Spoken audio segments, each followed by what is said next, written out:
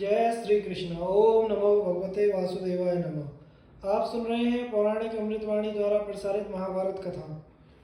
दोस्तों, महाभारत की कथा में बहुत सी कहानियाँ और व्यवहारिक नीतियों के बारे में बताया गया है, जैसे कि इंद्र नीति, कणिक नीति, गीता ज्ञान, विदुर नीति और कृष्ण नीति। गीता का ज्ञान भगवान श्री कृष्ण ने महाभारत का युद्ध शुरू होने से पहले दिया था तथा कृष्ण नीति संपूर्ण युद्ध कला के दौरान भगवान कृष्ण द्वारा दिए गए ज्ञान के बारे में है। ये नीतियाँ आज के जीवन व्यवहार में बहुत महत्वपूर्ण भूमिकाएं निभाती हैं। इन्हीं नीतियों पर चलकर लोग सफलता की सीढ़ियों पर चढ़ते जाते हैं। अगर आप सफल लोगों की जीवनी पढ़ेंगे या सुनेंगे तो लगभग सभी ने इन नीतियों का पालन करते हुए कहीं ना कहीं सफलता प्राप्त की है। आप भी महाभारत की कथा सुनिए और अपने परिवार और बच्चों को भी सुनाइए। ऐसी ज्ञानवर्धक कहानियों और नीतियों को सुनने के लिए कृपया हमारे चैनल को लाइक, शेयर और सब्सक्राइब कीजिए। नोटिफिकेशन पर क्लिक कीजिए ताकि आने वाली सभी वीडियो आप तक पहुंच सकें। अब हम आगे की कथा प्रारंभ करते हैं। दान, पवित्रता, तप और मोक्ष का विचार। युधिष्ठिर कहने लगे, मुनिवर, आप धर्म को जानने वाले हैं, इसीलिए आपसे बारंबार मैं धर्म की बातें सुनना चाहता हूँ। मार्कंडेय जी बोले, राजन, अब मैं तुम्हें धर्म संबंधी दूसरी बात सुनाता हूँ, ध्यान देकर सुनो। ब्राह्मण का स्वागत करने से अग्नि, आसन देने से इंद्र, पैर धोने से पितर और उसको भोजन के योग्य अन्न प्रदान करने से ब्रह्मा जी तृप्त होते हैं। गर्भिणी गौ जिस समय बच्चा दे रही हो, उस बछड़े का केवल मुख और पैर ही बाहर निकला हो, उसी समय पवित्र भाव से यदि उस गौ का दान कर दिया जाए तो पृथ्वी दान के समान पुण्य होता है। क्योंकि बच्चा जब तक पृथ्वी पर ना आ जाए तब तक वह गौ पृथ्वी रूपी मानी जाती है। उस गौ और बछड़े के शरीर में जितने रोए होते हैं उतने हजार युगों तक दाता स्वर्गलोक में प्रतिष्ठित होता है। जो द्विज अपने हाथों को घुटनों के भीतर किए हुए मौन भाव से पात्र की ओर ध्यान रखकर भोजन करता है, वह अपने को और दूसरों को तारने में समर्थ होता है। जो मदिरा नहीं पीते, जिनकी जगत में निंदा नहीं होती और जो प्रतिदिन वैदिक संहिता का सुंदर रीति से पाठ करते हैं, वे ही तारने में समर्थ होते हैं। श्रोत्रिय, ब्राह्मण हव्य, यज्ञ बलि, काव्य, पितृबलि दान में उत्तम पात्र हैं। जैसे प्रज्वलित अग्नि में किया हुआ हवन सफल होता है, वैसे ही श्रोत्रिय को दिया हुआ दान सार्थक होता है। युधिष्ठिर ने पूछा, मुने, अब मैं उस पवित्रता को सुनना चाहता हूँ जिसके होने से ब्राह्मण सदा शुद्ध रहता है। मार्कंडेय जी बोले, पवित्रता 3 प्रकार की है, वाणी की, कर्म की और जल की। इन तीनों प्रकार की पवित्रता से जो युक्त है वह स्वर्ग का अधिकारी है, इसमें तनिक भी संदेह नहीं। जो ब्राह्मण प्रातः और साय दोनों समय की संध्या तथा गायत्री का जप करता है, गायत्री की कृपा से उसके सारे पाप नष्ट हो जाते हैं। यह संपूर्ण पृथ्वी का दान लेने पर भी प्रतिग्रह दोष से दुखी नहीं होता। गायत्री का जप करने वाले ब्राह्मण के ग्रह यदि विपरीत भी हो तो शांत होकर उसे सुख पहुंचाते हैं। भयंकर राक्षस भी उसका तिरस्कार नहीं कर सकते। ब्राह्मण सब दशा में सम्मान के योग्य हुए, वह वेद पढ़ा हो या नहीं, उसके सब संस्कार अच्छी तरह संपन्न हुए हों या नहीं, उसका अपमान नहीं करना चाहिए। जैसे राख से ढकी हुई अग्नि पर कोई पैर नहीं रखता, जहाँ सदाचारी, ज्ञानी और तपस्वी वेदज्ञ ब्राह्मण रहते हो, वही स्थान नगर है। गौशाला हो या जंगल, जहाँ कहीं भी बहुत से शास्त्रों का ज्ञान रखने वाले ब्राह्मण रहते हो, वह स्थान तीर्थ कहलाता है। पवित्र तीर्थों में स्नान, पवित्र वेद मंत्रों या भगवान के नामों का कीर्तन एवं सत्पुरुषों के साथ वार्तालाप, इन कार्यों को विद्वान पुरुष उत्तम बताते हैं। सज्जन पुरुष सत्संग से पवित्र हुई सुंदर वाणी रूप जल से ही अपनी आत्मा को पवित्र मानते हैं। जो मन, वाणी, कर्म और बुद्धि से कभी पाप नहीं करते, वे ही महात्मा तपस्वी होते हैं। केवल शरीर सुखाना ही तपस्या नहीं है।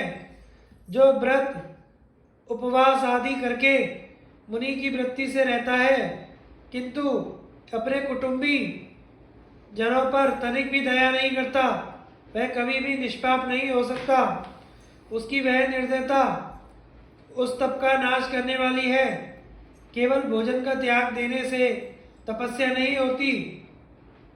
जो निरंतर घर पर रहकर भी पवित्र भाव से रहता है और सब प्राणियों पर दया करता है, उसे मुनि ही समझना चाहिए। वह संपूर्ण पापों से मुक्त हो जाता है।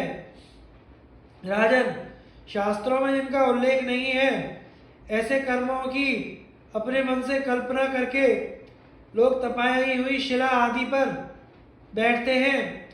यह सब होता है तपस्या के नाम पर पापों को जलाने के लिए, परंतु इससे केवल शरीर को पीड़ा होती है, कोई लाभ नहीं होता। जिसका हृदय श्रद्धा और भाव से शून्य है, उसके पाप कर्मों को अग्नि भी नहीं जला सकती। दया तथा मन, वाणी और शरीर की शुद्धि से ही शुद्ध वैराग्य और मोक्ष प्राप्त होते हैं। केवल फल खाने या हवा पीकर रहने से तथा सिर मुड़ाने, घर छोड़ने, जटा बढ़ाने, पंचाग्नि तपने, जल के भीतर खड़े रहने या मैदान में जमीन पर शयन करने से ही मोक्ष नहीं मिलता। ज्ञान निष्काम कर्म से ही जरा, मृत्यु आदि सांसारिक व्याधियों से पिंड छूटता और उत्तम पद की प्राप्ति होती है। जिस प्रकार अग्नि में भुने हुए बीज नहीं उगते, उसी प्रकार ज्ञान रूपी अग्नि से सभी अविद्या जनित क्लेशों के दग्ध हो जाने पर पुनः उनसे आत्मा का संयोग नहीं होता। एक या आधे श्लोक से भी यदि संपूर्ण भूतों के हृदय देश में विराजमान आत्मा का ज्ञान हो जाए तो मनुष्य के संपूर्ण शास्त्रों के अध्ययन का प्रयोजन समाप्त हो जाता है। कोई तत् इन दो ही अक्षरों से आत्मा को जान लेते हैं। कुछ लोग मंत्र पदों से युक्त सैकड़ों और हजारों उपनिषद वाक्यों से आत्म तत्व को समझते हैं। जैसे भी हो, आत्म तत्व का सुदृढ़ बोध ही मोक्ष है। जिसके हृदय में संशय है, आत्मा के प्रति अविश्वास है, उसके लिए ना लोक है ना परलोक, ना ही उसे कभी सुख ही मिलता है। ज्ञान वृद्ध पुरुषों ने ऐसा ही कहा है। इसलिए श्रद्धा और विश्वास पूर्ण निश्चयात्मक बोध ही मोक्ष का स्वरूप है। यदि तुम एक अविनाशी एवं सर्वव्यापक आत्मा को युक्तियों से जानना चाहते हो तो कोरा तर्कवाद छोड़कर श्रुतियों और स्मृतियों का आश्रय लो। उनमें आत्मा का बोध कराने वाली बहुत उत्तम युक्तियां उपलब्ध होंगी। जो शुष्क तर्क का आश्रय लेता है, उसे साधन की विपरीतता के कारण आत्मा की सिद्धि नहीं होती। अतः आत्मा को वेदों द्वारा ही जानना चाहिए, क्योंकि आत्मा वेद स्वरूप है। वेद ही उसका शरीर है। वेद से ही तत्वबोध का ज्ञान होता है। आत्मा में ही वेदों का उपसंहार या लय होता है। आत्मा अपनी उपलब्धि में स्वयं ही समर्थ नहीं है। उसका अनुभव सूक्ष्म बुद्धि के द्वारा होता है। अतः मनुष्य को इंद्रियों की निर्मलता के द्वारा विषय भोगों को त्याग देना चाहिए। यह इंद्रियों के निरोध से होने वाला अनशन दिव्य होता है। तप से स्वर्ग मिलता है, दान से भोगों की प्राप्ति होती है, तीर्थ स्नान से पाप नष्ट होते हैं, परंतु मोक्ष तो ज्ञान से ही मिलता है। धुंधुमार की कथा, उत्तंग मुनि की तपस्या और उन्हें विष्णु का वरदान।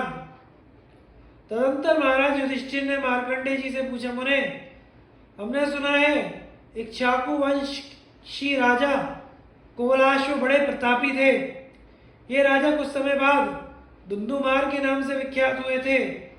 सो इनके नाम परिवर्तन का क्या कारण है?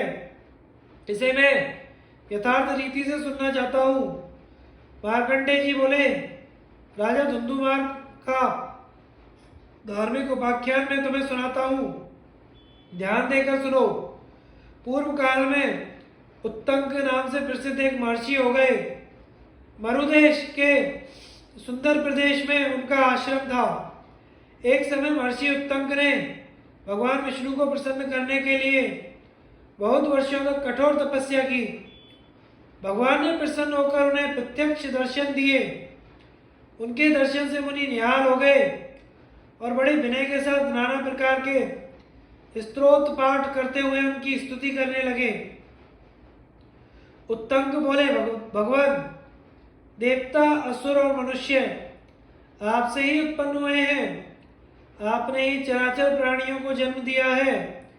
वेद वेत्ता ब्रह्मा जी वेद तथा उसके द्वारा जानने योग्य जो कुछ भी वस्तुएं हैं उन सबकी सृष्टि आपसे ही हुई है।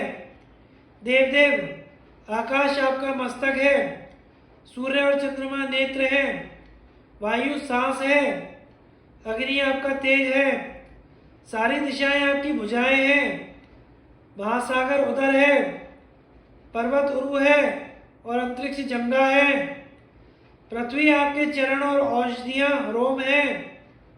इंद्र, सोम, अग्नि, वरुण, देवता, असुर, नाग ये सब आपके सामने नतमस्तक हो नाना प्रकार की स्तुतियां करते हुए हाथ जोड़कर प्रणाम करते हैं। भुवनेश्वर, आप संपूर्ण प्राणियों में व्याप्त हैं। बड़े बड़े योगी महर्षि आप ही की स्तुति किया करते हैं। उत्तंक की स्तुति सुनकर भगवान बहुत प्रसन्न हुए और बोले, उत्तंक, मैं तुम पर प्रसन्न हूँ, कोई वर मांगो।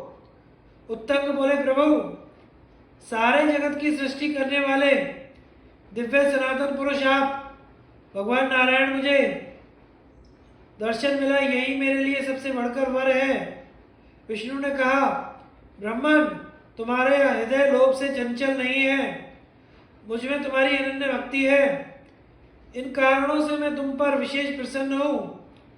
मुझसे कोई वर तुम्हें अवश्य ही लेना चाहिए।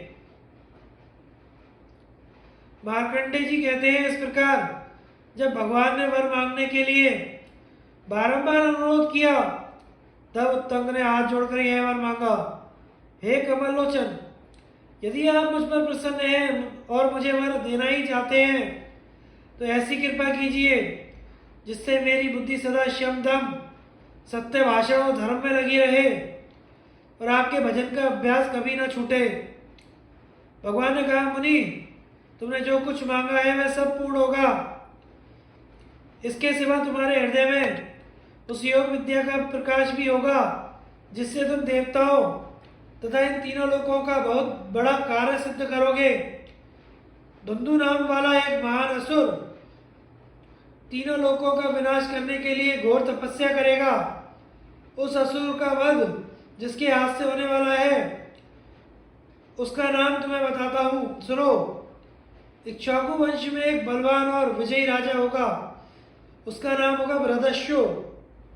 उसके कुवलाश्व के नाम से प्रसिद्ध एक पुत्र होगा। वह मेरे योग बल का आश्रय लेकर तुम्हारी आज्ञा से धुंधु को मार डालेगा। उस समय से वह इस जगत में धुंधुमार के नाम से विख्यात होगा। महर्षि उत्तंक से ऐसा कहकर भगवान अंतर्ध्यान हो गए। उत्तंक मुनि का राजा बृहदस्यु से धुंधु को मारने के लिए अनुरोध। मार्कंडे जी कहते हैं, सूर्यवंशी राजा इक्ष्वाकु जब परलोकवासी हो गए तो उनका पुत्र शशाद इस पृथ्वी पर राज्य करने लगा। उसकी राजधानी अयोध्या थी। शशाद का पुत्र ककुत्स, ककुत्स का अनेना, अनेना का प्रथु, प्रथु का विश्वगस्यु, उसका अद्रि, अद्रि का यूनाश्यु और उसका पुत्र श्राव हुआ। श्राव के श्रावस्त हुआ जिसने श्रावस्ती नाम की पुरी बसाई। श्रावस्त के पुत्र का नाम बृहदस्यु हुआ। उसका पुत्र कुवलाश्व के नाम से विख्यात हुआ। कुवलाश्व के 21,000 पुत्र थे। ये सभी विद्याओं में पारंगत, महान, बलवान थे। राजा कुबलाश्व भी गुणों में अपने पिता से बहुत बढ़ चढ़कर थे। जब वह राज्य संभालने के योग्य हो गया तो उसके पिता ने उसे राज्य पर अभिषिक्त कर दिया और स्वयं तपस्या करने के लिए वन में जाने को उद्यत हो गए। महर्षि उत्तंग ने जब यह सुना कि बृहदस्यु वन में जाने वाले हैं तो वे उनकी राजधानी में आए और राजा को रोकते हुए कहने लगे, राजन, हम लोग आपकी प्रजा हैं। आपका कर्तव्य है प्रजा की रक्षा करना। आप पहले अपने इस प्रधान कर्तव्य का पालन कीजिए। आपकी ही कृपा से सारी प्रजा और इस पृथ्वी का उद्वेग दूर होगा। यहाँ रहकर पृथ्वी प्रजा की रक्षा करने में तो बड़ा भारी पुण्य दिखाई देता है, वैसा धर्म वन जाकर तपस्या करने में नहीं दिखता। अतः अभी आपको ऐसा विचार नहीं करना चाहिए। आपके बिना हम निर्विघ्नता पूर्वक तपस्या नहीं कर सकेंगे। मरुदेश में हमारे आश्रम के निकट ही रेत से भरा हुआ एक समुद्र है। उसका नाम है उज्जालक सागर। उसकी लंबाई चौड़ाई अनेकों योजन है। वहाँ एक बड़ा बलवान दानव रहता है। उसका नाम है धुंधु। वह मधुकैटभ का पुत्र है। पृथ्वी के भीतर चिपकर रहा करता है। बालू के भीतर चिपकर रहने वाला वह महाक्रूर दैत्य वर्ष भर में एक बार सांस लेता है। जब वह सांस छोड़ता है उस समय पर्वत सहित यह पृथ्वी डोलने लगती है। उसकी श्वास की आंधी से रेत का इतना ऊंचा भवंडर उठता है जिससे सूर्य भी ढक जाता है। 7 दिनों तक भूचाल होता रहता है। अग्नि की लपटें, चिंगारियां, धुएं उठते रहते हैं। महाराज, इन सब उत्पातों के कारण हमारा आश्रम में रहना कठिन हो गया है। अतः हे राजन, मनुष्यों के कल्याण के लिए आप उस दैत्य का वध कीजिए। राजा बृहदस्यु ने हाथ जोड़कर कहा, ब्राह्मण, आप जिस उद्देश्य से यहाँ पधारे हैं वह निष्फल नहीं होगा। मेरा पुत्र कुबलाश्व इस भूमंडल में अद्वितीय वीर है। यह बड़ा धैर्य रखने वाला फुर्तीला है। आपका अभिष्ट कार्य वह अवश्य पूर्ण करेगा। इसके बलवान पुत्र भी अस्त्र शस्त्र लेकर इस युद्ध में इसका साथ देंगे। आप मुझे छोड़ दीजिए, क्योंकि अब मैंने शस्त्रों का त्याग कर दिया है। मैं युद्ध से निवृत्त हो गया हूँ। उत्तंक ने कहा, बहुत अच्छा। फिर राजर्षि बृहदस्यु ने उत्तंक मुनि की आज्ञा पाकर उनके अभिष्ट कार्य को पूर्ण करने के लिए अपने पुत्र कुबलाश्व को आदेश दिया और स्वयं तपोवन में चले गए। धुंधु का वध। युधिष्ठिर ने पूछा, मुनिवर, ऐसा महाबली दैत्य तो मैंने आज तक नहीं सुना। वह दैत्य कौन था? उसका परिचय दीजिए। मार्कंडेय जी बोले, महाराज, धुंधु मधुकैटभ का पुत्र था। एक समय उसने एक पैर से खड़े होकर बहुत काल तक तपस्या की। उसकी तपस्या से प्रसन्न होकर ब्रह्मा जी ने उससे वर मांगने को कहा। वह बोला, मैं तो यही वर चाहता हूं कि देवता, दानव, गंधर्व, यक्ष, राक्षस और सर्प, इनमें से किसी के हाथों से मेरी मृत्यु ना हो। ब्रह्मा जी ने कहा, अच्छा, जा, ऐसा ही होगा। उनकी स्वीकृति पाकर धुंधु ने उनके चरणों का अपने मस्तक से स्पर्श किया और वहां से चला गया। तभी से वह उत्तंक के आश्रम के पास अपने श्वास से आग की चिंगारियां छोड़ता हुआ रेती में रहने लगा। राजा बृहदस्यु के वन चले जाने के बाद उनका पुत्र कुबलाश्व उत्तंक मुनि के साथ सेना और सवारी लेकर वहां आ पहुंचा। 21,000 तो केवल उसके पुत्रों की सेना थी। उत्तंक की अनुमति से भगवान विष्णु ने समस्त लोकों का कल्याण करने के लिए राजा कुबलाश्व में अपना तेज स्थापित कर दिया। कुबलाश्व जो ही युद्ध के लिए आगे बढ़ा, आकाश में उच्च स्वर से यह आवाज गूंज उठी, यह राजा कुबलाश्व स्वयं अवध्य रहकर धुंधु को मारेगा और धुंधुमार के नाम से विख्यात होगा। देवताओं ने उसके चारों ओर दिव्य पुष्पों की वर्षा की। बिना बजाए ही देवताओं की दुंदुभियां बज उठी, ठंडी हवा चलने लगी और पृथ्वी की उड़ती हुई धूल शांत करने के लिए इंद्र धीरे धीरे वर्षा करने लगा। भगवान विष्णु के तेज से बढ़ा हुआ राजा शीघ्र समुद्र के किनारे पहुंचा और अपने पुत्रों से चारों ओर रेती खुदवाने लगा। 7 दिनों की खुदाई होने के बाद महाबलवान धुंधु दैत्य दिखाई पड़ा। बालू के भीतर उसका बहुत बड़ा विकराल शरीर छुपा हुआ था, जो प्रकट होने पर अपने तेज से दैदीप्यमान होने लगा, मानो सूर्य ही प्रकाशमान हो रहा हो। धुंधु प्रलय काल की अग्नि के समान पश्चिम दिशा को घेर कर सो रहा था। कुबलाश के पुत्रों ने उसे सब ओर से घेर लिया और तीखे बाण, गदा, मूसल, पट्टिश, परेग और तलवार आदि अस्त्र शस्त्रों से उस पर प्रहार करने लगे।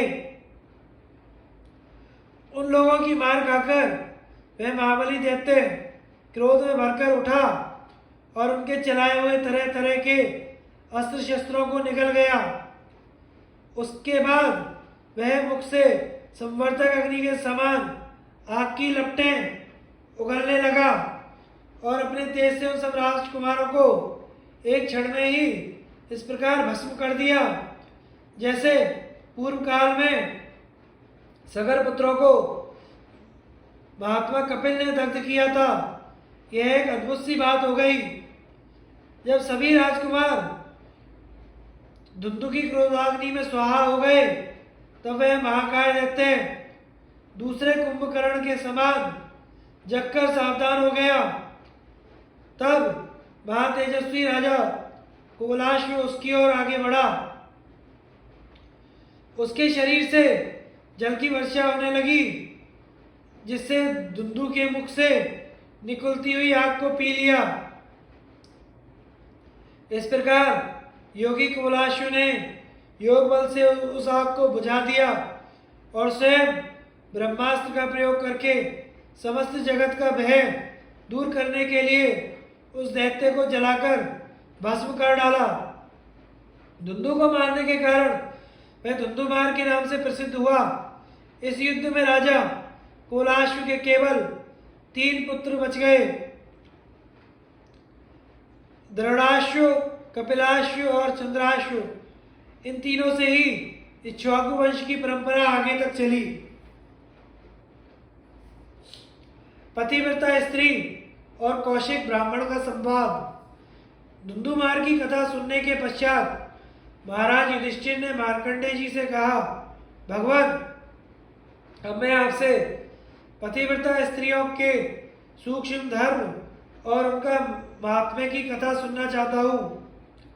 माता पिता आदि गुरुजनों की सेवा करने वाले बालक और पतिव्रत्य का पालन करने वाली स्त्रियां, ये सबके लिए आदरणीय हैं। स्त्रियां सदाचार की रक्षा करते हुए अपने पति को देवता मानकर जिस आदर भाव से उनकी सेवा करती हैं, वह कोई आसान काम नहीं है। इसी प्रकार माता पिता की सेवा भी बहुत बड़ी महिमा है। स्त्रियां तो बाल्यकाल में माता पिता की, विवाह के पश्चात पति की बड़ी श्रद्धा और भक्ति के साथ सेवा करती है। उनका धर्म बड़ा ही कठिन है, उससे कठिन मुझे कोई धर्म दिखाई नहीं देता। इसलिए मुनिवर, आप मुझे पतिव्रताओं के महात्म्य की कथा सुनाइए। मार्कंडेय जी बोले, राजन, सती स्त्रियां पति की सेवा से स्वर्गलोक पर विजय पाती हैं तथा माता पिता की सेवा करके उन्हें प्रसन्न करने वाला पुत्र इस संसार में स्वयं और सनातन धर्म का विस्तार कर अंत में उत्तम लोकों को प्राप्त होता है। इसी प्रकार उनको लेकर मैं आगे की बात कहूँगा। पहले पतिव्रता के महत्व और धर्म का वर्णन करता हूँ, ध्यान देकर सुनो। पूर्व काल में कौशिक नाम का एक ब्राह्मण था। वह बड़ा ही धर्मात्मा और तपस्वी था। उसने अंगों सहित वेद और उपनिषदों का अध्ययन किया था। एक दिन की बात है, वह एक वृक्ष के नीचे बैठकर वेद पाठ कर रहा था। उस समय एक वृक्ष के ऊपर एक बगुली बैठी हुई थी। उसने ब्राह्मण देवता के ऊपर बीट कर दी। ब्राह्मण क्रोध से तमतमा उठा और बगुली का अनिष्ट चिंतन करते हुए उसकी ओर देखने लगा। बेचारी चिड़िया पेड़ से गिर पड़ी और उसके प्राण पखेरु उड़ गए। बगुली को देखकर ब्राह्मण के हृदय में दया का संचार हुआ और उसे अपने इस कुकृत्य पर बड़ा पश्चाताप होने लगा। उसके मुंह से निकल पड़ा, हो आज मैंने क्रोध के वशीभूत होकर कैसा अनुचित कार्य कर डाला। इस प्रकार बारंबार पछताकर वह ब्राह्मण गांव में भिक्षा के लिए गया। उस गांव में जो लोग शुद्ध और पवित्र आचरण वाले थे, उन्हीं के घरों पर भिक्षा मांगता हुआ वह ऐसे घर पर जा पहुंचा जहां पहले भी कभी भिक्षा प्राप्त कर चुका था। द्वार पर जाकर बोला, भिक्षा देना माई। भीतर से एक स्त्री ने कहा, ठहरो बाबा, अभी लाती हूं। वह स्त्री अपने घर के जूठे बर्तन साफ कर रही थी। जो ही वह काम से निवृत्त हुई, उसके पति घर पर आ गए। वे बहुत भूखे थे। पति को आया देखकर स्त्री को बाहर खड़े हुए ब्राह्मण की याद न रही। वह उसकी सेवा में जुट गई। पानी लाकर पति के पैर धोए, हाथ मुंह धुलाया, बैठने को आसन देकर एक पात्र में सुंदर स्वादिष्ट भोजन परोस कर लाई और चीमने के लिए सामने रख दिया। युधिष्ठिर, वह स्त्री प्रतिदिन पति को भोजन कराकर उनके उच्छिष्ट को प्रसाद समझकर बड़े प्रेम से भोजन करती थी। पति को ही अपना देवता मानती थी और स्वामी के विचार के अनुकूल ही आचरण करती थी। वह कभी मन से भी पर पुरुष का चिंतन नहीं करती थी। अपने हृदय की समस्त भावनाएं, संपूर्ण प्रेम पति के चरणों में चढ़ाकर वह अनन्य भाव से उन्हीं की सेवा में लगी रहती थी। सदाचार का पालन उसके जीवन का अंग था। उसका शरीर भी शुद्ध था और हृदय भी। वह घर के कामकाज में कुशल थी तथा कुटुंब में रहने वाले प्रत्येक स्त्री पुरुष का हित चाहती थी। पति के हित साधन का उसे सदा ही ध्यान रहता। देवताओं की पूजा, अतिथि का सत्कार, सेवकों का भरण पोषण, सास ससुर की सेवा, इनमें वह कभी असावधानी नहीं करती थी। अपने मन में और इंद्रियों पर उसका पूरा अधिकार था। पति की सेवा करते करते उसे भिक्षा के लिए खड़े हुए ब्राह्मण की याद आई। पति की सेवा का तत्कालिक कार्य पूर्ण हो ही चुका था। वह भिक्षा लेकर बड़े संकोच से ब्राह्मण के निकट गई। ब्राह्मण जला भरा खड़ा था। देखते ही बोला, देवी, जब तुम्हें देर करनी ही थी तो ठहरो बाबा कहकर मुझे रोका क्यों? मुझे जाने क्यों नहीं दिया? ब्राह्मण को क्रोध से जलते देख तो सती ने बड़ी शांति से कहा, पंडित बाबा क्षमा करो, मेरे सबसे महान देवता मेरे पति हैं। वे भूखे प्यासे थके मांदे घर पर आए थे। उन्हें छोड़कर कैसे आती? उनकी सेवा टहल में लग गई। ब्राह्मण बोला, क्या कहा? ब्राह्मण बड़े नहीं हैं, पति ही सबसे बड़ा है। गृहस्थ धर्म में रहते हुए भी तुम ब्राह्मणों का अपमान कर रही हो। इंद्र भी ब्राह्मण के सामने सिर झुकाते हैं, फिर मनुष्यों की तो बात ही क्या है? क्या तुम ब्राह्मणों को नहीं जानती? कभी बूढ़े बड़ों से भी नहीं सुना? अरे ब्राह्मण अग्नि के समान तेजस्वी हैं। वे चाहे तो इस पृथ्वी को भी जलाकर खाक कर सकते हैं। सती स्त्री ने कहा, तपस्वी बाबा क्रोध ना कीजिए, मैं बगुली चिड़िया नहीं हूँ। मेरी ओर यो लाल लाल आंखें करके क्यों देखते हैं? आप कुपित होकर मेरा क्या बिगाड़ लेंगे? मैं ब्राह्मणों का अपमान नहीं करती। ब्राह्मण तो देवता के समान होते हैं। आपका अपराध मुझसे हुआ है, इसके लिए क्षमा चाहती हूँ। मैं ब्राह्मणों के तेज से अपरिचित नहीं हूँ, उनके महान सौभाग्य को भी जानती हूँ। ब्राह्मणों के ही क्रोध का फल है कि समुद्र का पानी पीने योग्य नहीं रहा। ये महान तपस्वी और शुद्धंतकरण मुनिजन की थे, जिनकी क्रोधाग्नि आज भी दंडकारण्य में नहीं बुझती। ब्राह्मणों के ही तिरस्कार से वातापी राक्षस अगस्त्य के पेट में जाकर पच गया था। महात्मा ब्राह्मणों का प्रभाव बहुत बड़ा सुना गया है। महात्माओं का क्रोध और प्रसाद दोनों ही महान हैं। इस समय मुझसे आपकी जो अपेक्षा हुई है उसके लिए आप क्षमा करें। मुझे तो पति की सेवा से जिस धर्म का पालन होता है वही अधिक पसंद है। देवताओं में भी मेरे लिए पति ही सबसे बड़े देवता हैं। मैं तो सामान्य रूप से इस पतिव्रत्य धर्म का ही पालन करती हूँ। ब्राह्मण देवता, इस पति सेवा का फल भी आप प्रत्यक्ष देख लीजिए। आपने कुपित होकर बगुली पक्षी को दग्ध किया था, यह बात मुझे मालूम हो गई।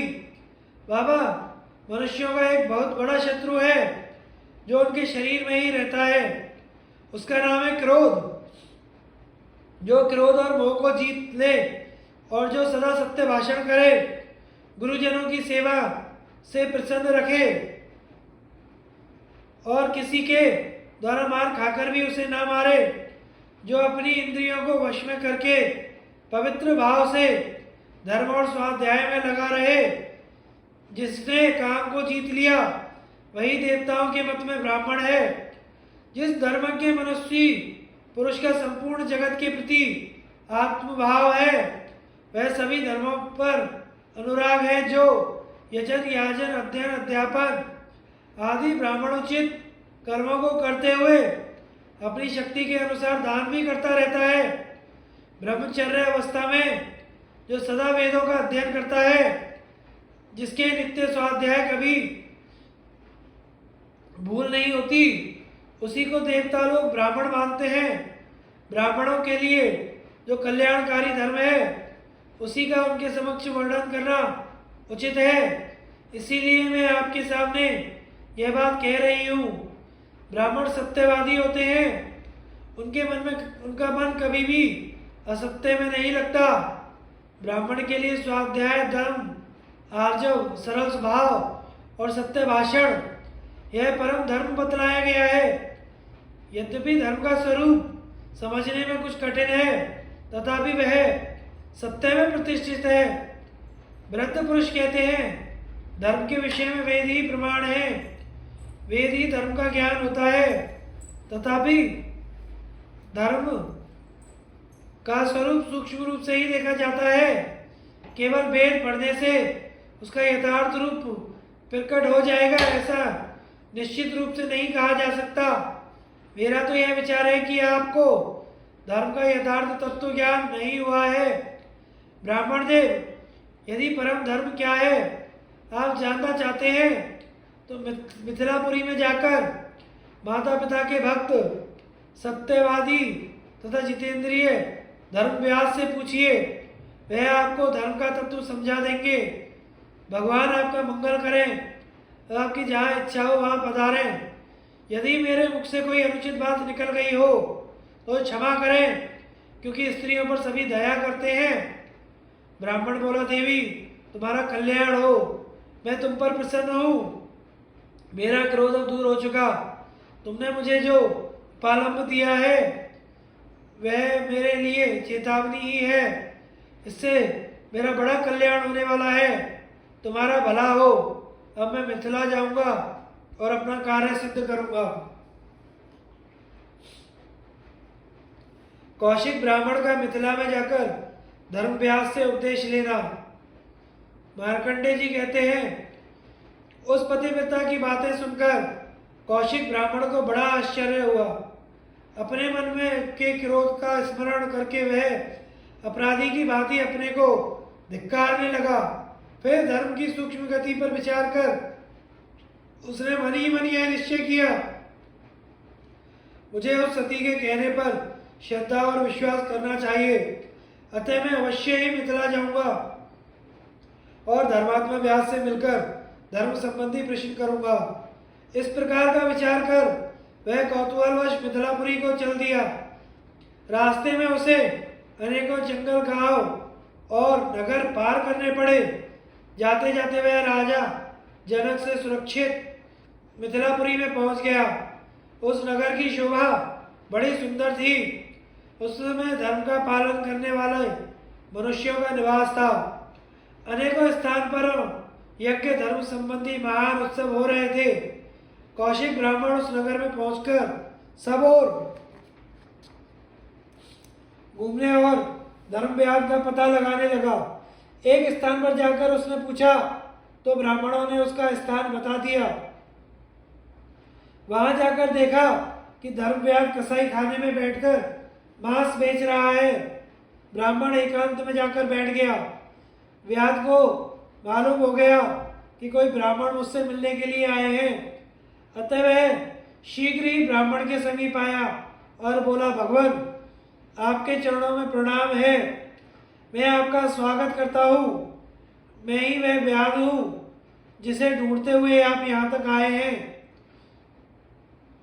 आपका भला हो, आज्ञा दीजिए मैं क्या सेवा करूं। यह तो मैं जानता हूं कि आप यहाँ कैसे पधारे हैं। उस पतिव्रता स्त्री ने ही आपको मिथिला भेजा है। व्यास की बात सुनकर ब्राह्मण बड़े विस्मय में पड़ गया और मन ही मन सोचने लगा, यह दूसरा आश्चर्य देखने को मिला। व्यास ने कहा, यह स्थान आपके योग्य नहीं है। यदि आप स्वीकार करें तो हम दोनों घर पर चलें।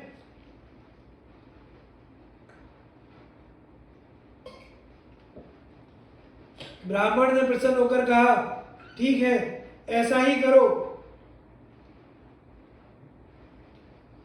फिर आगे आगे ब्राह्मण चला, पीछे पीछे व्यास। घर पर पहुंचकर धर्म व्यास ने ब्राह्मण देवता के पैर धोकर बैठने को आसन दिया। उस पर बैठकर उसने व्यास से कहा, हे तात, यह मांस बेचने का काम तुम्हारे योग्य नहीं है। मुझे तो तुम्हारे इस घोर कर्म से बड़ा कलेश हो रहा है। व्यास बोला, विप्रवर, मैंने यह काम अपनी इच्छा से नहीं उठाया।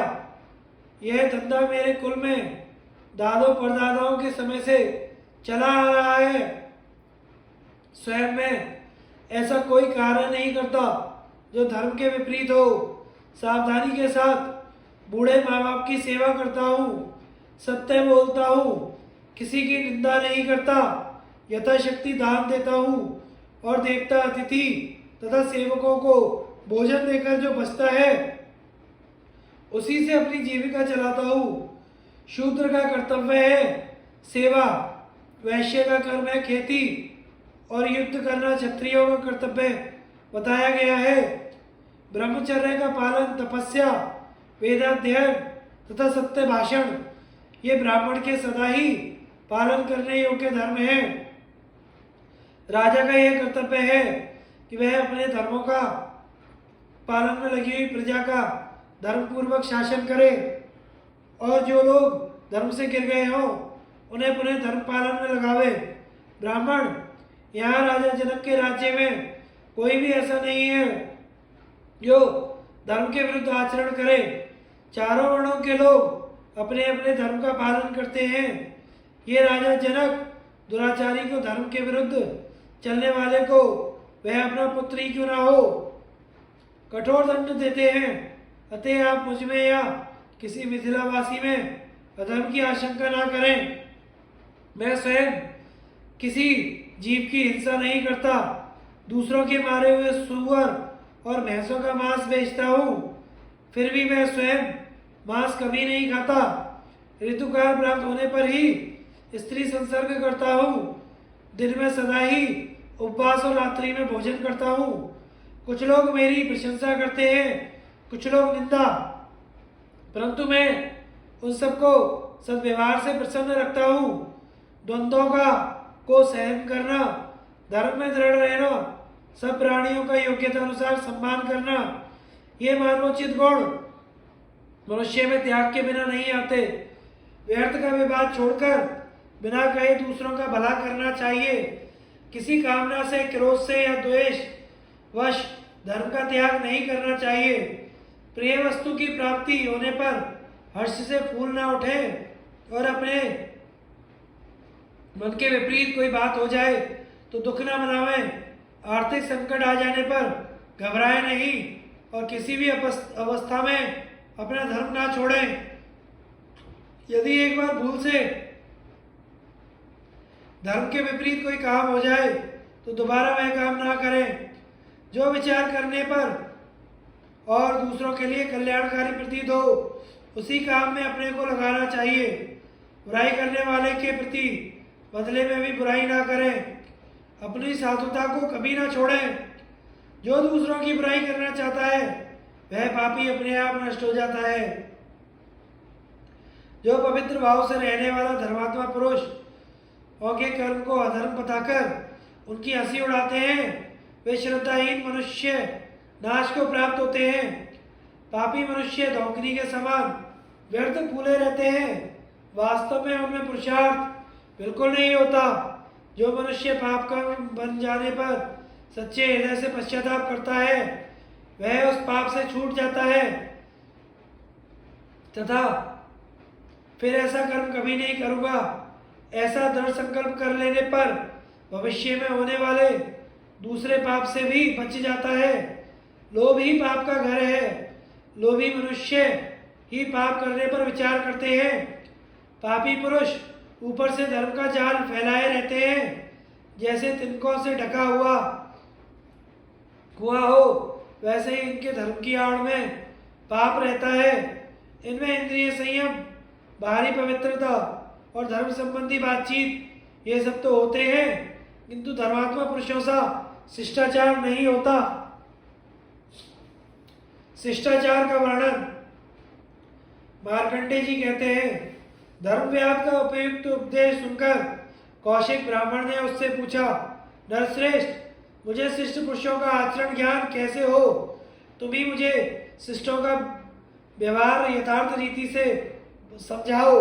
व्यास बोला, ब्राह्मण यज्ञ, तप, दान, वेदों का स्वाध्याय, सत्य भाषण ये 5 बातें शिष्ट पुरुषों के व्यवहार में सदा रहती हैं।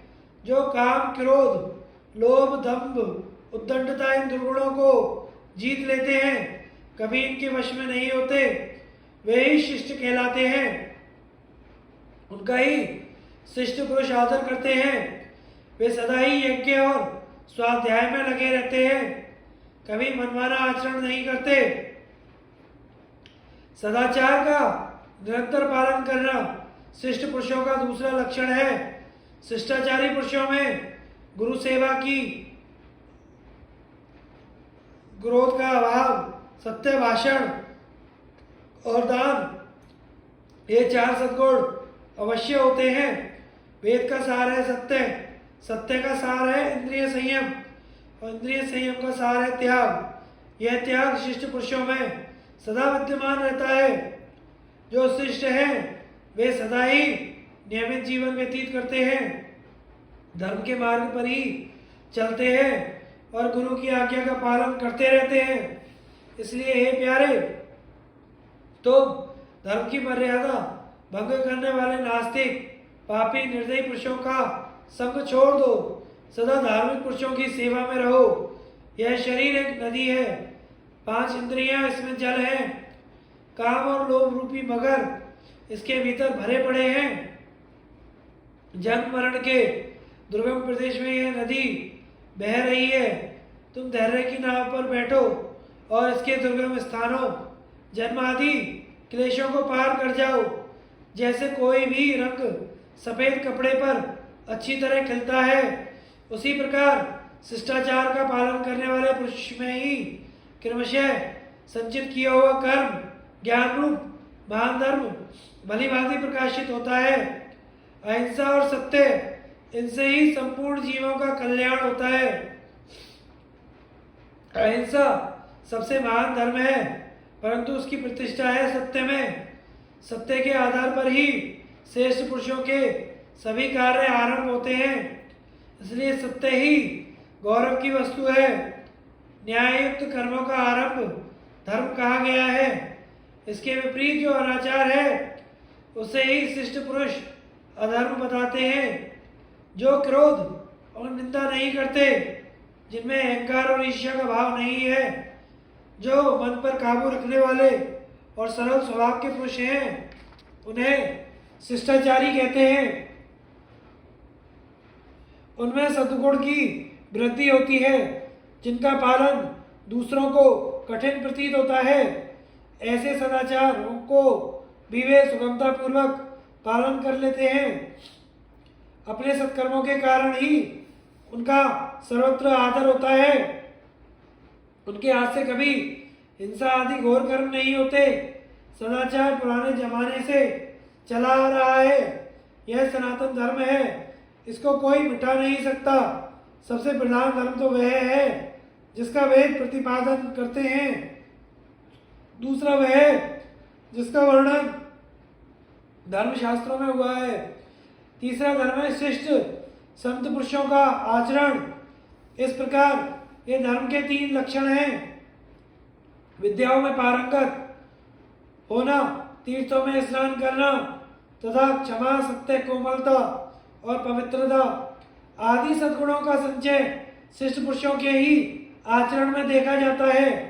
जो सब पर दया करते हैं, किसी का भी जी नहीं दुखाते, कठोर वचन नहीं बोलते, वे ही संत या शिष्ट पुरुष हैं, जिन्हें शुभाशुभ कर्मों के परिणाम का ज्ञान है। जो न्यायप्रिय, सद्गुणी, संपूर्ण जगत के हितैषी तथा सन्मार्ग पर चलने वाले हैं, वे सज्जन पुरुष ही शिष्ट हैं। उनका दान करने का स्वभाव होता है। वे किसी भी वस्तु को पहले और सबको बांटकर पीछे स्वीकार करते हैं तथा दीन दुखियों पर सदा उनकी कृपा रहती है। स्त्री और सेवकों को कष्ट ना हो, इसके लिए भी वे सदा सावधान रहते हैं और उन्हें अपनी शक्ति से अधिक धन आदि देते रहते हैं। वे सर्वदा सत्पुरुषों का संग करते हैं। संसार में जीवन निर्वाह कैसे हो, धर्म की रक्षा और आत्मा का कल्याण किस प्रकार हो, इन सब बातों पर उनकी दृष्टि रहती है। अहिंसा, सत्य, क्रूरता का अभाव, कोमलता, द्रोह, अहंकार का त्याग, लज्जा, क्षमा, शम, दम, बुद्धि, धैर्य, जीवन दया, कामना एवं द्वेष का अभाव, ये सब शिष्ट पुरुषों के गुण हैं। इनमें भी वेदांता 3 की है: किसी से द्रोह ना करें, दान करते रहें और सत्य बोलें, शांति, संतोष और मीठे वचन, ये सभी शिष्ट पुरुषों के गुण हैं। इस प्रकार शिष्टों का आचार व्यवहार का पालन करने वाले मनुष्य महान भय से मुक्त हो जाते हैं। हे ब्राह्मण, इस प्रकार जैसा कि मैंने सुना और जाना, उसके अनुसार शिष्टों के आचरण का तुमसे वर्णन किया है। धर्म की सूक्ष्म गति और फल भोग में जीव की परतंत्रता। मार्कंडेय जी कहते हैं, धर्मव्यास ने कौशिक ब्राह्मण से कहा, वृद्ध पुरुषों का कहना है कि धर्म के विषय में केवल वेद प्रमाण है। उनकी यह बात बिल्कुल ठीक है, तो भी धर्म की गति बड़ी सूक्ष्म है। उसके अनेकों भेद, अनेकों शाखाएं हैं। वेद में सत्य को धर्म और असत्य को अधर्म बताया गया है, परंतु यदि किसी के प्राणों का संकट उपस्थित हो और वहां असत्य भाषण से उसके प्राण बच जाते हो, तो उस अवसर पर असत्य भाषण धर्म हो जाता है। वहां असत्य से ही सत्य का काम निकलता है। ऐसे समय में सत्य बोलने से असत्य का ही फल मिलता है। इससे यह निष्कर्ष निकलता है, जिससे परिणाम में प्राणियों का अत्यंत हित हो। वह ऊपर से असत्य दिखने पर भी वास्तव में सत्य है। इसके विपरीत जिससे किसी का हित होता हो, दूसरों के प्राण जाते हो, वे देखने में भी सत्य होने पर वास्तव में असत्य एवं अधर्म है। इस प्रकार विचार करके देखो तो धर्म की गति बड़ी सूक्ष्म दिखाई देती है। मनुष्य जो भी शुभ या अशुभ कर्म करता है उसका फल उसे अवश्य ही भोगना पड़ता है। यदि उसके बुरे कर्मों के फलस्वरूप प्रतिकूल दशा प्राप्त होती है, दुख आ पड़ते हैं, देवताओं की निंदा होती है, वह ईश्वर को कोसता है, परंतु अज्ञानवश अपने कर्मों के परिणाम पर उसका ध्यान नहीं जाता।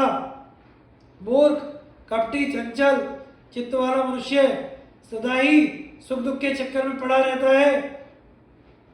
उसकी बुद्धि, सुंदर शिक्षा, पुरुषार्थ कोई भी उसे उस चक्कर से नहीं बचा सकता। यदि पुरुषार्थ का फल पराधीन न होता तो जिसकी जो इच्छा होती उसे ही प्राप्त कर लेता, परंतु देखा यह जा रहा है कि बड़े बड़े संयमी, कार्य कुशल और बुद्धिमान मनुष्य भी अपना काम करते करते थक जाते हैं तो भी उन्हें इच्छा अनुसार फल नहीं मिलता, तथा दूसरे मनुष्य जो जीवों की हिंसा करता है, सदा लोगों को ठगता रहता है, बहुत से जिंदगी बिता रहा है और बिना कोई उद्योग के ही अपार संपत्ति का स्वामी हो जाता है, और किसी को दिन भर काम करने पर भी मजदूरी नसीब नहीं होती। कितने ही दीन मनुष्य पुत्र के लिए तपस्या करते, देवताओं को पूजते हैं, किंतु उनके बालक पैदा होकर कुल में कलंक लगाने वाले निकल जाते हैं। और बहुत से ऐसे हैं जो अपने पिता के कमाए हुए धन धान्य तथा प्रचुर भोग विलास के साधनों के साथ जन्म लेते हैं और लौकिक मंगलाचार में ही इनका जन्म होता है। इसमें कोई संदेह नहीं कि मनुष्यों को जो रोग होते हैं वे ही उनके कर्मों के ही फल हैं। जैसे बहेलिए छोटे मृगों को कष्ट देते हैं, उसी प्रकार वे रोग व्याधि जीवों को पीड़ा देती रहती है। भोग पूरा होने पर औषधों का संग्रह रखने वाले चिकित्सा कुशल वैद्य उन रोगों का उसी प्रकार निवारण कर देते हैं जैसे बधिक मृगों को भगा देते हैं। विप्रवर, यह तो तुम भी देखते हो कि जिनके पास भोजन का भंडार भरा पड़ा है वे प्राय संग्रहणी से कष्ट पा रहे हैं, उसे खा नहीं सकते। दूसरी ओर जिनकी भुजाओं में बल है, जो स्वस्थ और शक्तिशाली हैं, वे अन्न के अभाव में त्राही त्राही कर रहे हैं। बड़ी कठिनता से उनके पेट में कुछ जा पाता है। इस प्रकार यह संसार असहाय है, भोग शोक में डूबा हुआ है, कर्मों के अत्यंत प्रबल प्रभाव में पड़कर निरंतर उसकी आदि व्याधि रूपी प्रचंड तरंगों के थपेड़े सह रहा है। यदि जीव फल भोगने में स्वतंत्र होता तो ना कोई मरता ना बूढ़ा होता, सभी मनचाही कामनाओं को प्राप्त कर लेते। अप्रिय की प्राप्ति तो किसी को भी नहीं होती। देखा जा रहा है कि जगत में सभी लोग सबसे ऊंचा होना चाहते हैं, इसके लिए यथाशक्ति प्रयत्न भी करते हैं, किंतु वैसा होता नहीं है। बहुत से मनुष्य एक ही नक्षत्र और लग्न में उत्पन्न होते हैं, परंतु पृथक पृथक कर्मों का संग्रह होने के कारण फल प्राप्ति में महान अंतर हो जाता है। कहाँ तक कहा जाए, नित्य अपने उपयोग में आने वाली वस्तुओं पर भी किसी का अधिकार नहीं है। श्रुति के अनुसार यह जीवात्मा सनातन है और संपूर्ण प्राणियों का शरीर नाशवान है। शरीर पर आघात करने से शरीर का तो नाश हो जाता है, किंतु अविनाशी जीव नहीं मरता। वह कर्म बंधन में बंधा हुआ फिर से दूसरे शरीर में प्रकट हो जाता है। जीवात्मा की नित्यता, पुण्य पाप कर्मों की के शुभाशुभ परिणाम। कौशिक ब्राह्मण ने प्रश्न किया है, कर्म वेत्ताओं में श्रेष्ठ जीव सनातन कैसे हैं? इस विषय में मैं ठीक ठीक समझना चाहता हूँ। धर्मव्याध ने कहा, देह का नाश होने पर जीव का नाश नहीं होता। मूर्ख मनुष्य जो कहते हैं कि जीव मरता है, सो उनका यह कथन मिथ्या है। जीव तो इस शरीर को छोड़कर दूसरे शरीर में चला जाता है। शरीर के पांचों तत्वों का पृथक पृथक पांचों भूतों में मिल जाना ही उसका नाश कहलाता है। इस जगत में मनुष्य के किए हुए कर्मों को कोई दूसरा नहीं भोगता। उसने जो कुछ कर्म किया है उसे वह स्वयं ही भोगेगा। किए हुए कर्म का कभी नाश नहीं होता। पवित्र आत्मा मनुष्य पुण्य कर्मों का आचरण करते हैं और नीच पुरुष पाप कर्मों में प्रवृत्त होते हैं। वे कर्म मनुष्य का अनुसरण करते हैं और उनसे प्रभावित होकर वह दूसरा जन्म लेता है।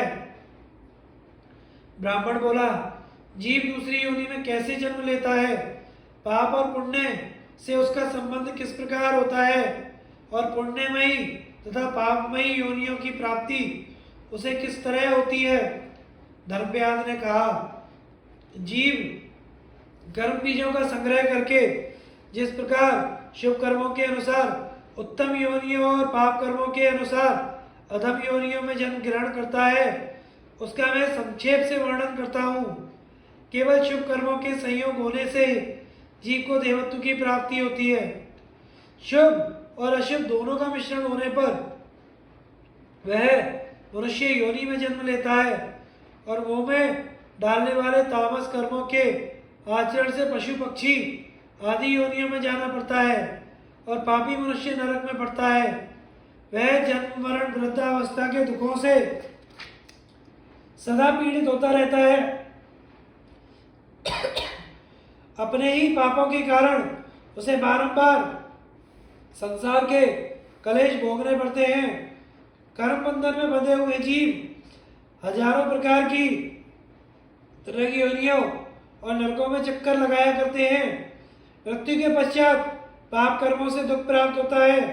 दुख का भोग करने के लिए ही वह जीव नीच जाति में जन्म लेता है। फिर नए नए बहुत से पाप कर्म कर बैठता है, जिसके कारण कुपत्ते खा लेने वाले रोगी की तरह उसे पुनः नाना प्रकार के कष्ट भोगने पड़ते हैं।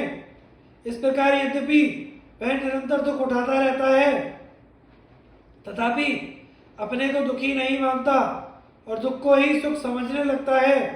जब तक बंधन में डालने वाले कर्मों का भोग पूरा नहीं होता, नए नए कर्म बनते रहते हैं, तब तक अनेकों कष्टों को सहन करता हुआ वह चक्र की तरह इस संसार में चक्कर लगाता रहता है।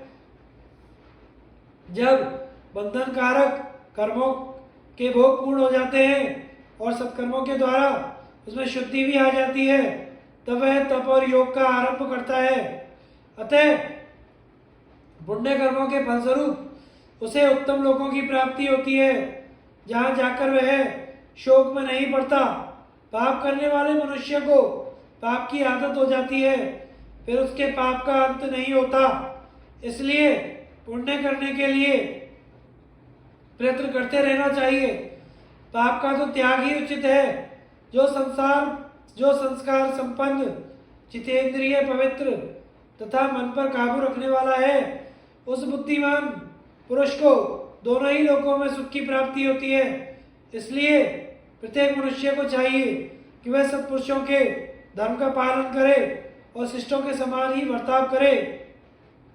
संसार में जिससे किसी को कष्ट ना पहुंचे, ऐसी वृत्ति से जीविका चलाए। अपने धर्म के अनुसार ही कर्म करे, जिससे कर्मों का मिश्रण ना होने पावे। बुद्धिमान पुरुष धर्म से ही आनंद मानता है, धर्म का ही आश्रय ग्रहण करता है। धर्म से कमाए हुए धन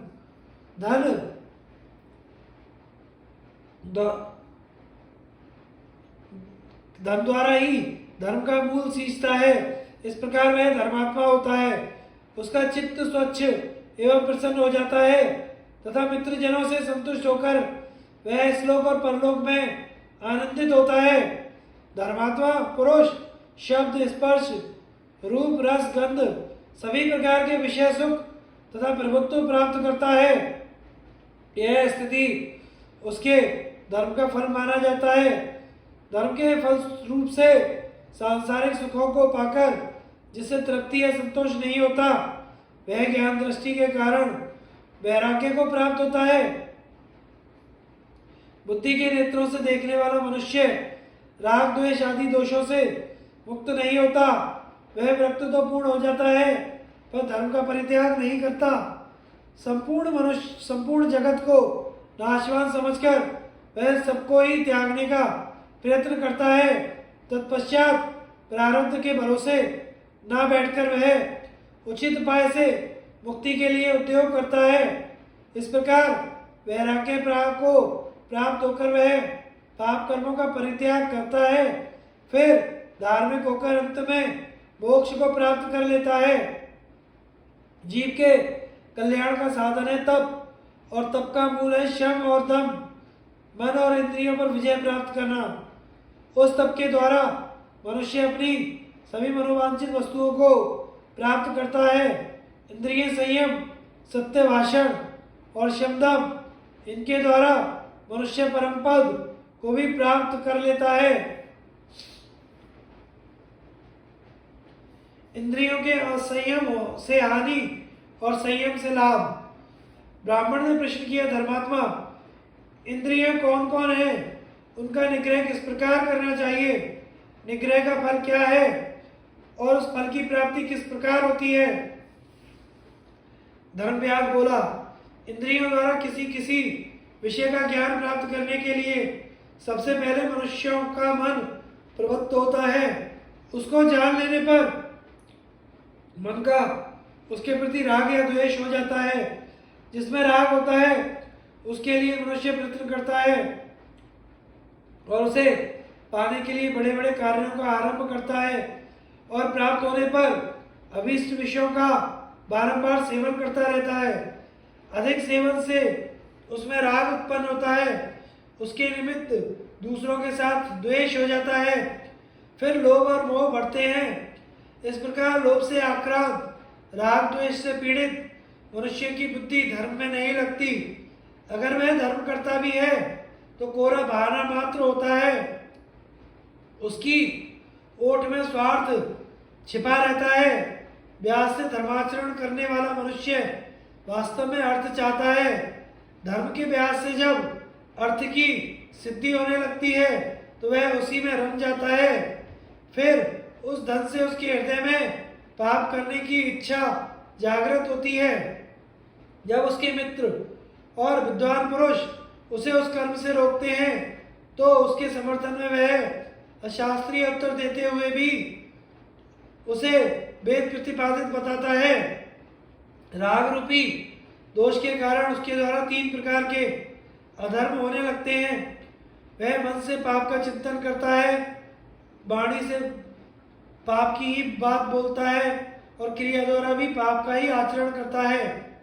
अधर्म में लग जाने के कारण उसके अच्छे गुण नष्ट हो जाते हैं। अपने जैसे जैसे स्वभाव वाले पापियों से उसकी मित्रता बढ़ती है। उस पाप से इस लोक में तो दुख होता ही है, परलोक में भी उसे बड़ी दुर्गति भोगनी पड़ती है। इस प्रकार मनुष्य कैसे पापात्मा होता है, यह बात बताई गई। अब धर्म की प्राप्ति कैसे होती है, इसको सुनो। किसमें सुख है, किसमें दुख, इसके विवेचना में जो कुशल है वह अपनी तीक्ष्ण बुद्धि से विषय संबंधी दोषों को पहले ही समझ लेता है। इससे वह साधु महात्माओं का संग करने लगता है। साधु संग से उसकी बुद्धि धर्म में प्रवृत्त हो जाती है। विप्रवत पंचभूतों से बना हुआ यह संपूर्ण चराचर जगत ब्रह्म स्वरूप है। ब्रह्म से उत्कृष्ट कोई पद नहीं है। 5 भूत ये हैं, आकाश, वायु, अग्नि, जल और पृथ्वी। शब्द, स्पर्श, रूप, रस, गंध, ये क्रमशः इनके विशेष गुण हैं। 5 भूतों के अतिरिक्त 6वां तत्व है चेतना, इसी को मन कहते हैं। 7वां तत्व है बुद्धि और 8वां तत्व है अहंकार। इसके सिवा 5 ज्ञानेंद्रियां जीवात्मा और सत्व रज तम सब मिलकर 17 तत्वों का यह समूह अव्यक्त मूल प्रकृति का कार्य कहलाता है। 5 ज्ञानेंद्रियों के तथा मन और बुद्धि के जो व्यक्त और अव्यक्त विषय है उनको सम्मिलित करने से यह समूह 24 तत्वों का माना जाता है। यह व्यक्त और अव्यक्त दोनों ही प्रकार का तथा भोग्य रूप है। पृथ्वी के 5 गुण हैं, शब्द, स्पर्श, रूप, रस और गंध। इनमें गंध को छोड़कर शेष 4 गुण जल के भी हैं। तेज के 3 गुण हैं, शब्द, स्पर्श और रूप। वायु के शब्द और स्पर्श 2 ही गुण हैं और आकाश शब्द का 1 ही गुण है। ये 5 भूत एक दूसरे के बिना नहीं रह सकते, एक ही भाव को प्राप्त होकर ही स्थूल रूप में प्रकाशित होते हैं। जिस समय चराचर प्राणी तीव्र संकल्प के द्वारा अन्य देह की भावना करते हैं उस समय काल के अधीन हो दूसरे शरीर में प्रवेश करते हैं। पूर्व देह के विस्मरण को ही उनकी मृत्यु कहते हैं। इस प्रकार क्रमशः उनका आविर्भाव और तिरोभाव होता रहता है। देह के प्रत्येक अंग में जो रक्त आदि धातु दिखाई देते हैं ये पंचभूतों के ही परिणाम है। इनसे सारा चराचर जगत व्याप्त है। बाह्य इंद्रियों से जिसका संसर्ग होता है वह व्यक्त है, किंतु जो विषय इंद्रिय ग्राह्य नहीं है, केवल अनुमान से ही जाना जाता है, उसे अव्यक्त समझना चाहिए। अपने अपने विषयों का अतिक्रमण ना करके शब्दादि विषयों को ग्रहण करने वाली इन इंद्रियों को जब आत्मा अपने वश में करता है उस समय मानो वह तपस्या करता है।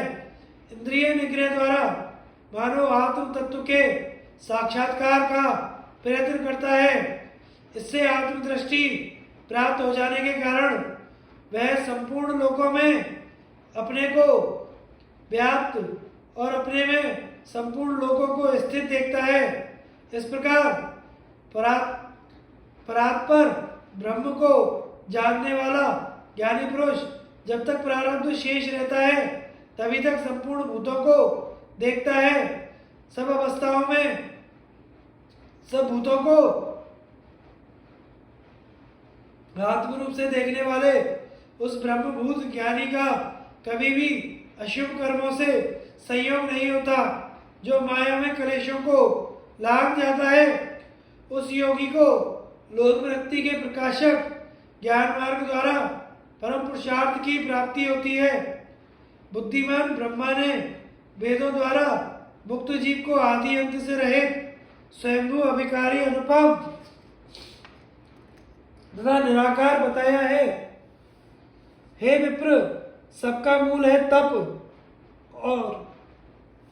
और तप होता है इंद्रियों के संयम करने से और किसी प्रकार नहीं। स्वर्ग नरक आदि जो कुछ भी है वह सब इंद्रियां ही हैं। मन सहित इंद्रियों को रोकना ही योग का अनुष्ठान है। यही संपूर्ण तपस्या का मूल है। इंद्रियों को अधीन न रखना नरक का हेतु है।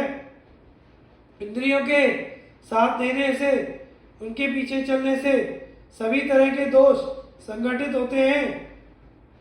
उन्हीं को वश में कर लेने से सिद्धि प्राप्त होती है।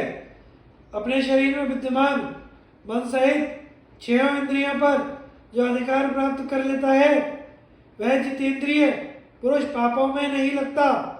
फिर अनर्थों से तो उसका संयोग कैसे ही हो सकता है।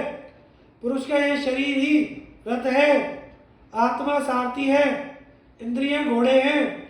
जैसे कुशल सारथी घोड़ों को अपने वश में रखकर सुखपूर्वक यात्रा करता है, उसी प्रकार सावधान पुरुष अपनी इंद्रियों को अधीन रखकर सुखपूर्वक जीवन यात्रा पूर्ण करता है। जो देह रूपी रथ में जुते हुए मन एवं इंद्रिय रूपी 6 बलवान घोड़ों की बागडोर ठीक से संभालता है वही उत्तम सारथी है। सड़क पर दौड़ने वाले घोड़ों की तरह विषयों में विचरने वाली इन इंद्रियों को वश में करने के लिए धैर्यपूर्वक प्रयत्न करें। धीरतापूर्वक उद्योग करने वाले को अवश्य ही उन पर विजय प्राप्त होती है। विषयों की ओर जाने वाली इंद्रियों के पीछे यदि मन को भी लगा दिया जाए तो वह बुद्धि को उसी भांति हर लेता है जैसे नदी की मझधार में चलती हुई नाव को वायु का झोंका डुबो देता है। इन 6 इंद्रियों के विषय में अज्ञानी पुरुष मोहवश सुख की भावना करते हैं, फल की सिद्धि मानते हैं, परंतु जो उनके दोषों का अनुसंधान करने वाला वीतराग पुरुष है वह उनका निग्रह करके ध्यान का आनंद उठाता है। तीनों गुणों का स्वरूप तथा ब्रह्म साक्षात्कार के उपाय। मार्कंडेय जी कहते हैं, इसके पश्चात कौशिक ब्राह्मण ने धर्म व्यास से कहा, अब मैं सत्व रज तम इन 3 गुणों के स्वरूप जानना चाहता हूँ, मुझसे इनका यथावत वर्णन करो। धर्म व्यास बोला, अच्छा, अब मैं तीनों गुणों का पृथक पृथक स्वरूप बताता हूँ, सुनो। तीनों गुणों में जो तमोगुण है वह मोह उपजाने वाला है, रजोगुण कर्मों में प्रवृत्त कराने वाला है, परंतु सत्वगुण विशेष ज्ञान का प्रकाश फैलाने वाला है, इसलिए वह सबसे उत्तम माना जाता है। जिसमें अज्ञान अधिक है, जो मोहग्रस्त और अचेत होकर दिन रात नींद लेता रहता है, जिसकी इंद्रियां वश में नहीं है, जो अविवेकी, क्रोधी और आलसी है, ऐसे मनुष्य को तमोगुणी समझना चाहिए। जो प्रवृत्ति की बात करने वाला और विचारशील है, दूसरों के दोष नहीं देखता, सदा कोई ना कोई काम करना चाहता है, जिसमें विनय का अभाव और अभिमान की अधिकता है, उसको रजोगुणी समझो। जिसके भीतर प्रकाश ज्ञान अधिक है, जो धीर और निष्क्रिय है, दूसरों के दोष ना देखने वाला और जितेंद्रिय है, तथा जिसने क्रोध को त्याग दिया है, वह सात्विक पुरुष है। मनुष्य को चाहिए कि हल्का भोजन करे और अंतःकरण को शुद्ध रखे। रात के पहले और पिछले पहर में सदा अपना मन आत्मचिंतन में लगावे।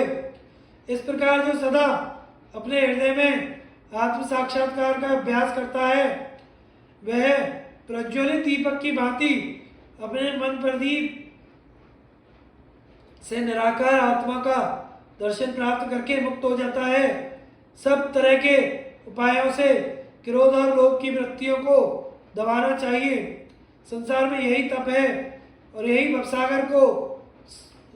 भवसागर से पार उतारने वाला सेतु है। तप को क्रोध से, धर्म को द्वेष से, विद्या को मान अपमान से और अपने को प्रमाद से बचाना चाहिए। क्रूरता का अभाव, दया सबसे बड़ा धर्म है, क्षमा सबसे प्रधान बल है और सत्य ही सबसे उत्तम व्रत है। आत्मा का ज्ञान ही सबसे उत्तम ज्ञान है। सत्य बोलना सदा कल्याणकारी है। सत्य में ही ज्ञान की स्थिति है, जिससे प्राणियों का अत्यंत कल्याण हो, वही सबसे बढ़कर सत्य माना गया है। जिसके कर्म कामनाओं से बंधे हुए नहीं होते, जिसने अपना सब कुछ त्याग कर अग्नि में हवन कर दिया हो, वही बुद्धिमान है, वही त्यागी है। किसी प्राणी की हिंसा ना करे, सब में मित्र भाव रखते हुए विचरे। यह दुर्लभ मनुष्य जीवन पाकर किसी से वैर ना करे, कुछ भी संग्रह ना रखना, सभी दशाओं में संतुष्ट रहना, कामना लोलुपता को त्याग देना, यही सबसे उत्तम ज्ञान है। यही आत्मज्ञान का साधन है। सब प्रकार के संग्रह का त्याग कर परलोक और इहलोक के भोगों की ओर से सुदृढ़ वैराग्य धारण कर बुद्धि के द्वारा मन और इंद्रियों को संयम करें। जो जितेंद्रिय है, जिसका मन पर अधिकार हो गया हो और जो अजित पद को जीतने की इच्छा रखता है, नित्य तपस्या में लगे रहने वाले उस मुनि को आसक्ति पैदा करने वाले भोगों से अलग अनासक्त रहना चाहिए। जहाँ गुण भी अगुण हो जाते हैं, जो विषयों की आसक्ति से रहित है, जो एकमात्र नित्य सिद्ध स्वरूप है तथा जिसकी प्राप्ति में अज्ञान के सिवा और कोई व्यवधान नहीं है। जो अज्ञान दूर होने पर अपने से अभिन्न रूप में प्रकाशित होता है, वही ब्रह्म का पद है, वही असीम आनंद है। जो मनुष्य सुख और दुख दोनों की इच्छा त्याग देता है तथा जो अत्यंत आसक्ति शून्य हो जाता है, वही ब्रह्म को प्राप्त होता है। विप्रवर, इस प्रकार इस विषय को मैंने जैसा सुना और जाना सब आपको सुना दिया। इससे आगे की कथा हम अगले भाग में प्रसारित करेंगे। हमारे चैनल को लाइक, शेयर एंड सब्सक्राइब करें। धन्यवाद।